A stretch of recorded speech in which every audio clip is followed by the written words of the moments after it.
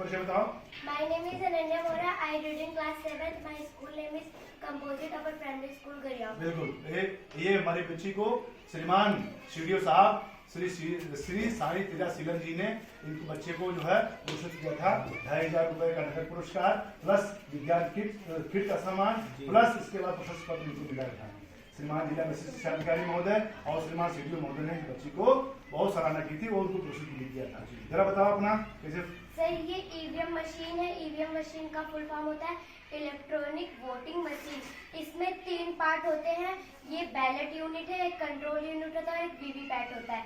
ये हमारा ballot unit में जिसमें आप वोट देते हैं, आप किसी प्रत्याशी का एक बटन दबाइए तो यहाँ पर लाइट जलती है। सर आप एक बार ट्राई कीजिए। ये सब अलग अलग नाम दिया गया है हर पार्टी का। हाँ आराम से देखिए, बैटरी इसकी डाउन हो गई। ये इसमें लाइट जलता है और ये बीप की आवाज करती है। ये देखिए कुछ देर दबाए रहिए और देखिए लाइट भी जल रही है और बीप की आवाज भी हो रही है, यानी वोटिंग बढ़ गया। और कंट्रोल जिसका आप जिसको वोटिंग आप देना होगा उसको आप वोटिंग करेंगे।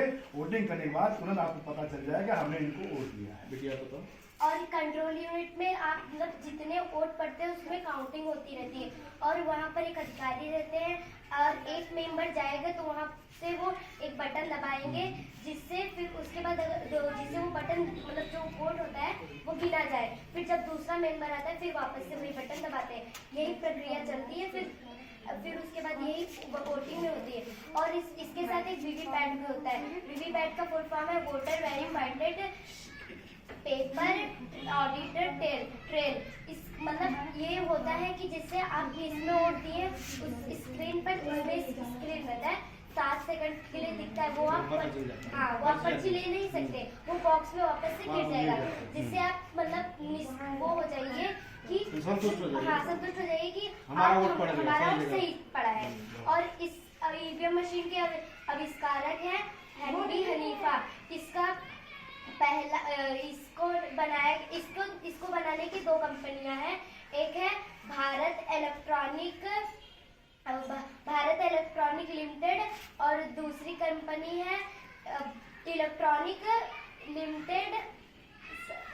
और चलो ठीक हो गया। चलो और तो इन्हीं 2 कंपनियों ने इसका आविष्कार कहाँ हुआ? इसका आविष्कार हुआ था बेंगलोर में, हमारे भारत में हुआ था। हाँ और इसका पहला प्रयोग कनाडा में हुआ था, बेंगलुरु में हुआ था।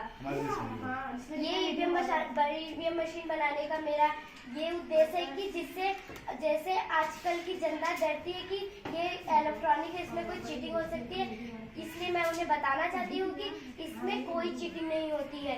जिस प्रकार पहले जब ईवीएम मशीन नहीं था तो पहले पर्ची गिनी जाती थी, उसमें चीटिंग हो सकती थी क्योंकि एक पर्ची न गिनी जाए और हाँ तो इसमें कोई चीटिंग नहीं होती जिससे आप बिना डरे हुए इसमें वोट दे सकते हैं। वोटिंग मशीन अभी हमारी वोटिंग चल रही है। हमारी वोटिंग अजीत जी हमारी वोटिंग भी चल रही है, अभी होने वाली है। कब मतदान होगा हमारे यहाँ? 25 मई को। कब होगा? 25 मई को। हम लोग विद्यालय से पहले से हो जाए कि हमको कैसे वोट देना है और इलेक्ट्रॉनिक वोटिंग मशीन यानी ईवीएम का प्रयोग हम कैसे करेंगे। हम स्कूल से जनता तक ये बात पहुँचनी चाहिए, है ना, घर घर पहुँचनी चाहिए। सबसे सरल, सुरक्षित और सबसे ईमानदारी का काम हमारी ईवीएम मशीन है ना। बहुत सुंदर हमारे विद्यालय का बैलेट यूनिट में 16 प्रत्याशी हो सकते हैं। 16 से अगर 17 हो गए तो हमें दूसरा बैलेट यूनिट लगाना।